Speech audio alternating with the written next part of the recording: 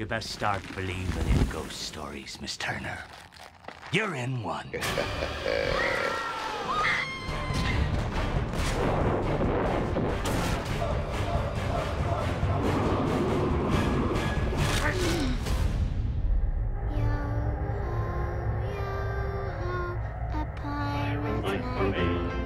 pillage, we plunder, we rifle and loot. Drink up, me heart is your home.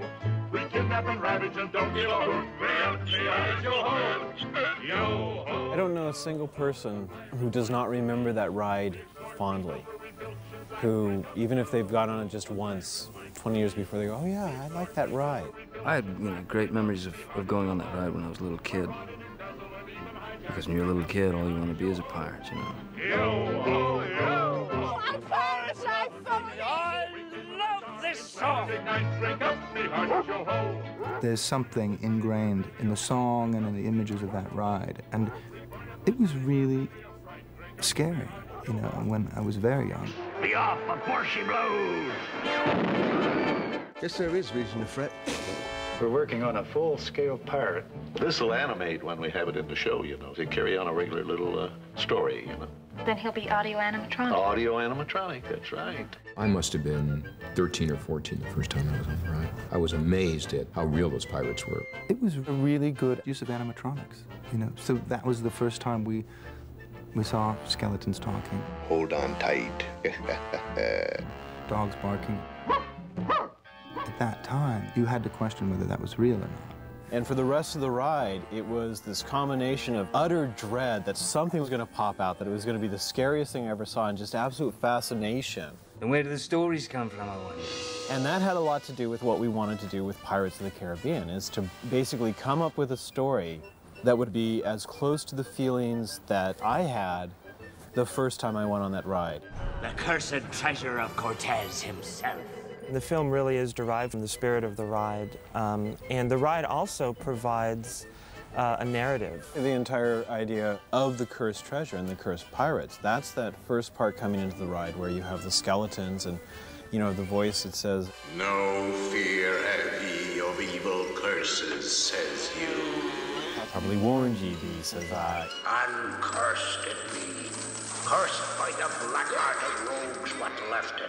So the heathen gods placed upon the gold a terrible curse. That became the idea of the curse that Barbossa and his crew were under. That's very interesting. Now we'll go around and see the town that the pirates are sacking.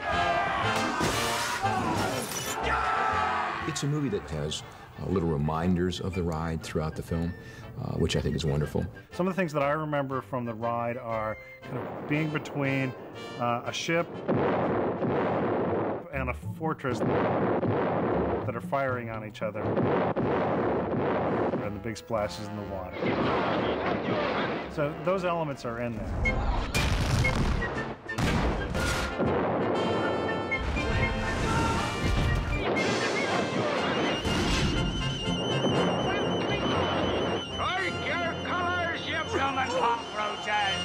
Now over here, Julie, is the town. This is a Caribbean town at the period. If every town in the world were like this one, no man would ever feel unwanted. The island of Tortuga. Tortuga? Tortuga. Which is the seedy island where the pirates are. What do you think? Do I hear 6? Who makes it 6? He wants to read it! He wants to read it!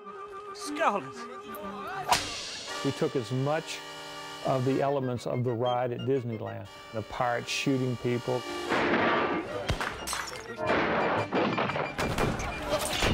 The pirate dunking the guy in the well. I will not talk. So we did all these things from the ride. Do she be a lively lassie? No! No! When Jack and Will look up Gibbs, he's basically wallowing with the pigs, and so you have that moment. Oh, and of course we have the prisoners in the cell with the bow. How's about a nice, juicy bow? Come here, boy. Come on. Nice juicy bow. And they're tempting the dog. Here, boy. That's where Jack says, You can keep doing that forever. The dog is never going to move. never. Come on, you filthy, slimy, mangy. There were a few points where we got stuck, or you'd have to come up with some sort of story solution, and several times we were able to actually go back to the ride. There's a scene in the movie where Will is starting to suspect that Jack may have a secret agenda. May I ask you something? Have I ever given you reason not to trust me?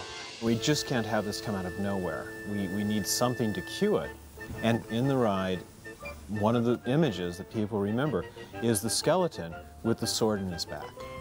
And so that is actually in the movie, and that's what cues Will to start wondering, hey, is this guy going to stab me in the back? What code is Gibbs to keep to if the worst should happen? For the real fans of the ride, they'll also remember that there's a couple of crabs there, you know, in the sand. I mean, down to that level of detail, and they got him there. I was so happy to see that that level of detail had been followed. It was great. I did notice. Now, these sketches here have to do with some of the things that are going to happen when you take this cruise through the pirates' domain. We were trying to take a little bit of the feel in the cave and the ride at Disneyland. We came up with the concept that it's from the island of the dead, which is where the Caribbean island where the Aztec gold is hidden in this volcanic cave in the mountains. It's all a volcanic rock and feel on the inside with the black sands. One of the things that a lot of people say was, yeah, you know, it was a very good movie. Well, but where were the fireflies? There were no fireflies. And we're like, we couldn't fit them in, please, you know, next time, leave us alone. Satisfied? Now, as an adult, going back to the ride, and, geez, even taking my kids on the ride, you know, just continue to go on that ride. Oh, it's fantastic. I mean, it's a great, I love that ride. I'd go on it, you know, endlessly. Well, thank you, Jack. Now, I'm sure if I went to the ride and one thing was changed, I'd be upset.